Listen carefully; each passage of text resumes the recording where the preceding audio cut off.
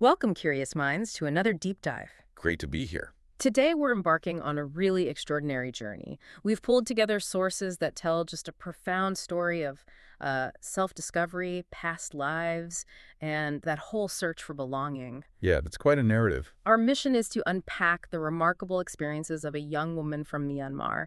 And, in doing so, we're hoping to get a deeper understanding of how past actions can genuinely echo through lifetimes. Absolutely. Shaping everything, really. Health, relationships. Exactly. Even our spiritual path, this deep dive into her life, it really makes you question what you think you know about destiny and the power of spiritual connection. It really does. Her story offers such a unique, a really compelling window into the mechanics of karma and rebirth. It illuminates how these persistent patterns, thoughts, actions, how they can manifest across different lives, sometimes, well, quite dramatically. Okay, let's jump right in and unpack this. It's a fascinating case study. We're looking at the life of a 25-year-old Karen woman from Myanmar. She's the fifth of 9 children from a farming family. But her life didn't exactly start in an ordinary way. There were some truly extraordinary events right from the beginning. Even before she was born, her mother had this incredibly powerful dream. A monk appeared, offering her a baby girl. But there was a warning. Yeah, the monk said the child would have many illnesses, and would need holy water specifically to heal. Wow. So right away you had this premonition. It's like it sets the stage, doesn't it? Yeah. For a life shaped by these karmic echoes from the very start. It really does, and it highlights how sometimes these spiritual insights can signal challenges ahead and maybe even their solutions. Exactly. And then the reality of her birth, just as dramatic. For the first 3 days, she cried constantly. Her tiny body was covered in these severe sores. The sources describe them as being like burns. Oh, that sounds awful. It was. She was in so much pain, so sensitive, they had to lie her on banana leaves. Everyone was worried she just wouldn't survive. Understandably. But here's where it gets really astonishing.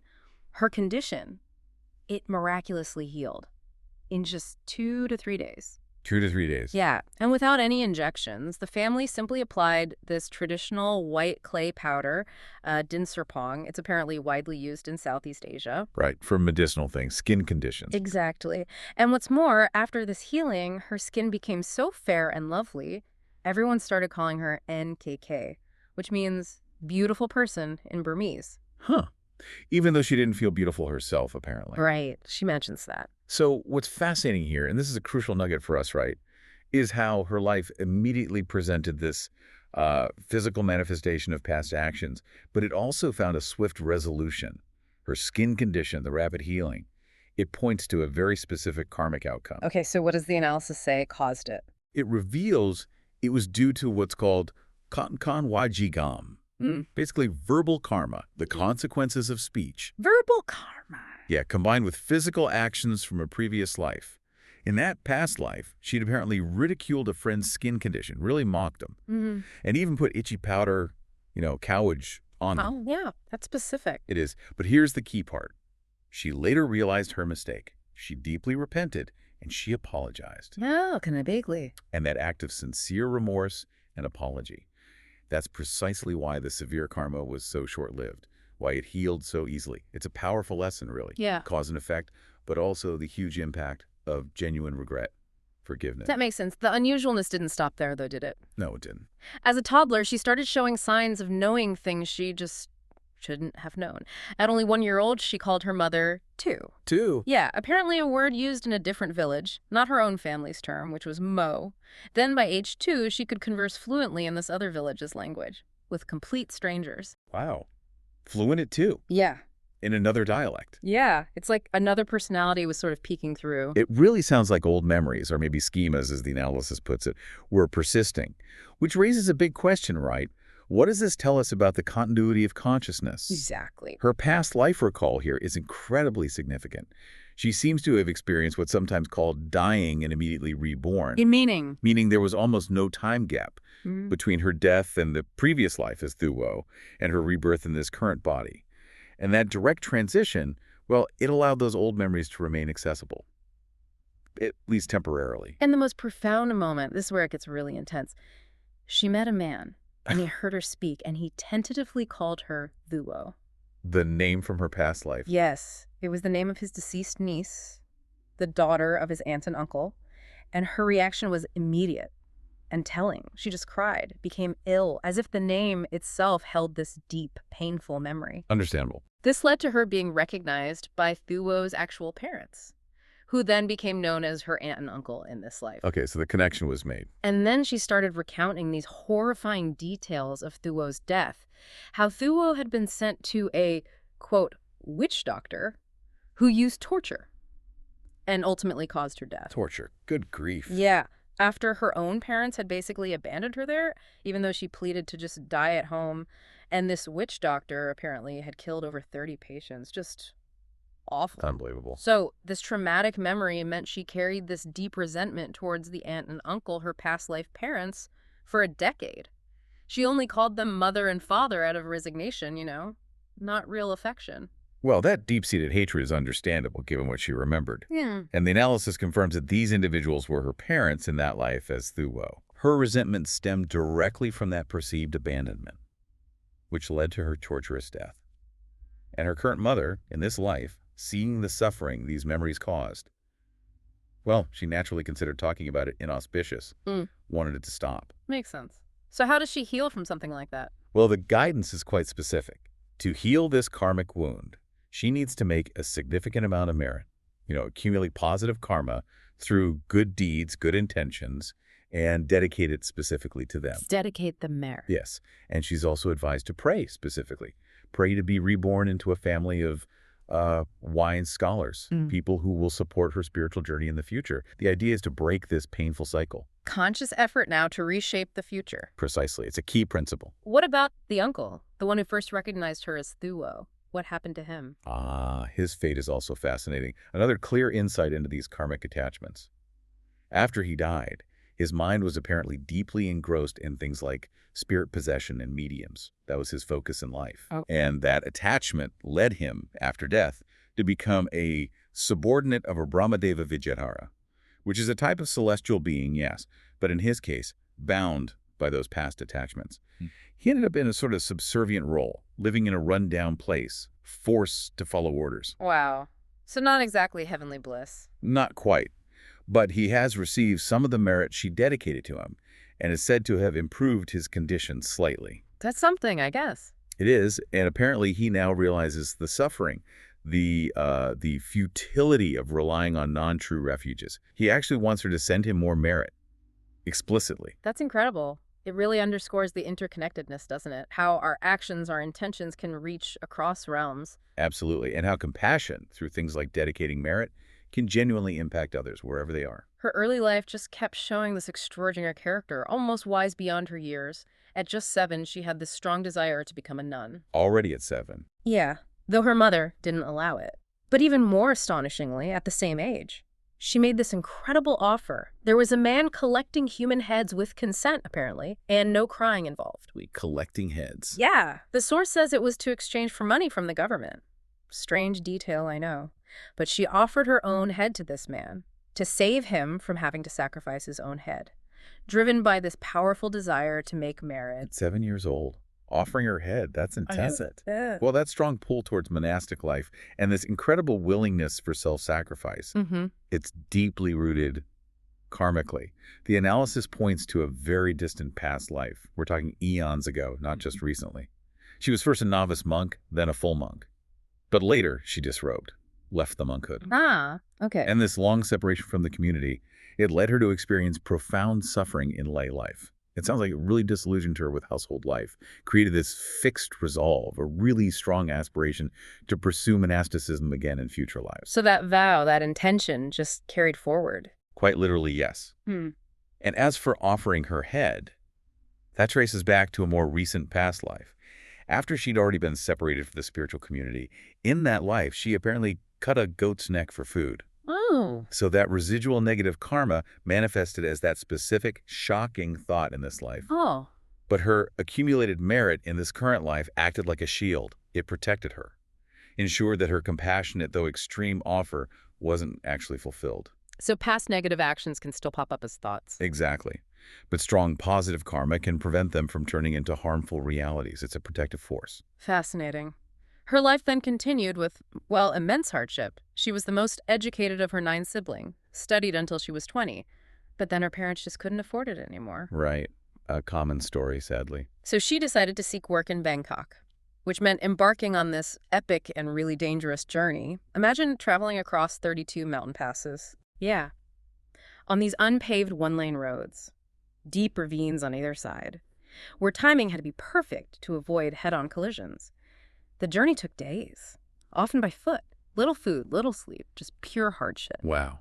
Huh. Looking at the broader karmic view, that Wow. incredibly arduous journey, Yeah. it's attributed to little past merit Mm-hmm. and also a strong ego or stubbornness from that past life as a disrobed monk. Remember how she disrobed? The analysis says she disobeyed teachers. Ah, okay. And that karmic imprint literally led to her being born in a remote and difficult area, which then necessitated such a challenging journey just to find opportunity. Right. It all connects. It really does. So she gets to Bangkok, faces the usual struggles of a foreign worker, low pay, Okay. like 1,500 baht if she couldn't speak Thai, maybe 3,000 if she could. Huge difference. Yeah. Her first job wasn't great, unhappy at a Chinese family's home. She left after about 10 months, but then a turning point. Okay. She found work with what she calls a Dhammakaya family, a sort of house of friendship or UN house. Burmese, Lao, Thai Aizen people living together with the Thai owners. Real warmth there. Sounds like a positive shift. It was, and this family introduced her to Wat for a Dhammakaya. She was deeply impressed, especially by the morning alms offerings. So orderly, so beautiful. She felt that just one day of almsgiving there felt more meritorious than others' year-long efforts. She started praying regularly to keep making merit with this community. A strong connection then. Definitely. Yeah. But despite this strong connection, a challenging pattern emerged. Because she was sensitive and maybe didn't understand Thai perfectly, she'd often feel disheartened, feel slighted perhaps. She'd leave the family, run off, only to miss them intensely and then return, and they always welcomed her back. This happened 3 times. 3 times. That is a pattern. It is. And this cycle was tragically interrupted when her 3rd brother died, an accident in Bangkok. Oh, no. Yeah. This tragedy really solidified her desire for merit, for connection. It prompted her to go back to the Dhammakaya family, this time really wanting to dedicate herself to spiritual practice. So that pattern of leaving and returning, Yeah. that's significant, right? It sounds like it. It's a direct echo of that very distant past life we talked about. This family, the Dhammakaya family, in this life. In that distant past, they were actually her own family, back when she was a disrobed monk. No way. That's what the analysis indicates.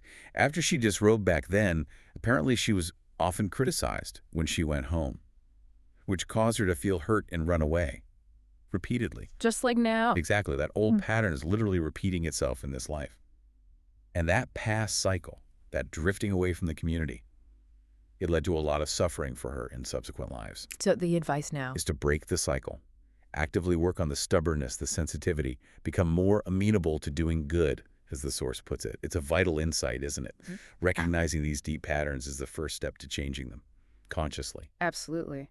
And her brother's death. Any karmic insight there? Yes, while tragic, it's also seen as having karmic roots, attributed to killing and hunting animals for food, both in past lives and the present one, which resulted in an accidental death. He's apparently reborn as a human now. And in that state, he can't currently receive merit directly. So no messages from him can really be passed on. Okay. So it seems even after death, these connections and intentions matter, but the impact of our actions is incredibly specific. Very specific. So where is she now on her journey? It sounds like she's found a place of, well, profound happiness and purpose. Yes, it seems so. She's dedicated to making merit, observing the 8 precepts, which are, stricter moral guidelines for lay Buddhists, beyond the basic 5. Right. A higher level of commitment. And attending the temple every Sunday, plus special merit days. She says she feels much more mature now, at 25. And there was a pivotal moment. A volunteer at Wat Phra Dhammakaya invited her to become a temple volunteer herself. That's wonderful. She was so touched. They didn't care about her accent or her status as a foreign worker. She felt this immense pride, this happiness, especially when a monk called her an owner of the temple. That sense of belonging, acceptance. Exactly. And now she has this ambitious goal to bring hundreds of thousands of her Burmese friends in Bangkok. Apparently, many gather at places like Swan Luang R.9 Park to the temple by 2007. Wow. That's quite a name. It is. What about her meditation? Does that connect back to? It does. Her current ease with it, she feels it's not difficult, somehow familiar, that's attributed to old merit. Back in her past life as a novice and then a monk, she once saw Dhammakaya spheres. These luminous inner orbs you can experience in deep meditation in this tradition. Okay. She didn't see them consistently, but that familiarity, it carried over. And the dream she had about Luang Pu Wat Paknam flying before she even knew who he was. That too. Luang Pu is a very highly revered meditation master in the Dhammakaya tradition. The analysis suggests she actually built merit in the Dhammakaya tradition with him in a past life. With Luang Pu himself. Yes. And the dream was like a form of guidance to return, a nudge from the past, you could say, back towards the spiritual community. Amazing. And her positive reception now, from the volunteer, the monk, the whole temple team treating her with respect. Also old merit. They were her good friends. The term is Kalyana Mitra, spiritual friends back when she was a novice and monk. Even though she was stubborn then, too. Apparently so. Stubborn, easily offended, but they were still connected.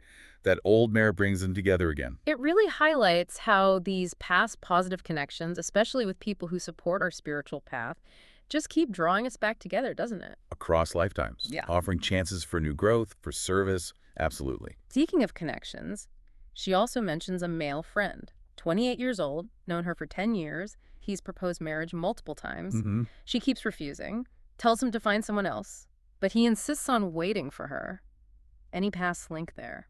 Yes, indeed. Wow. He was her partner in a past life. Oh, I suspected as much. But their experience then in lay life was apparently not happy, which fits with her own disillusionment with marriage. Remember? Right, from her time after disrobing. Exactly. So the strong advice for her is not to turn back to that path, but to keep going on her spiritual journey. Because, as the analysis notes, human life is short, and these opportunities for liberation are precious. So we meet the same souls, but we can make different choices this time. Precisely. We can break old patterns and aim for something more fulfilling. What about her immediate family? Her current parents, the 9 siblings. They share similar karma. Maybe not identical in every detail, but similar tendencies, especially towards stubbornness and ego. Which drew them together as a family unit. Yes, and their birth in that remote area, far from the temple, that's attributed to their little past merit and that extreme stubbornness and ego. So the advice for her regarding them is mainly to focus on her own merit-making and to pray for her family, hoping they find their way to the community, rather than getting caught up in their existing patterns. Her ability to actually stay with the Dhammakaya family and community long-term is directly tied to overcoming those ingrained karmic patterns we discussed. The sensitivity, the stubbornness. Right, the pattern of running away. Exactly. If she can manage to be not easily offended, skilled, and good, then she can remain. She can build profound merit. The path forward is really to wholeheartedly embrace this chance, make full merit, and pray to be reborn with this community, specifically in Disatori. A heavenly realm. Yes, often seen as a kind of waiting place for enlightened beings or those close to enlightenment. To be reborn there with the community in all future lives, that's the aspiration. It's a vital reminder, isn't it? Our individual journey can profoundly influence our own future, but maybe also light the way for those closest to us eventually. Potentially, yes. Wow. This deep dive into just one woman's life. Yeah.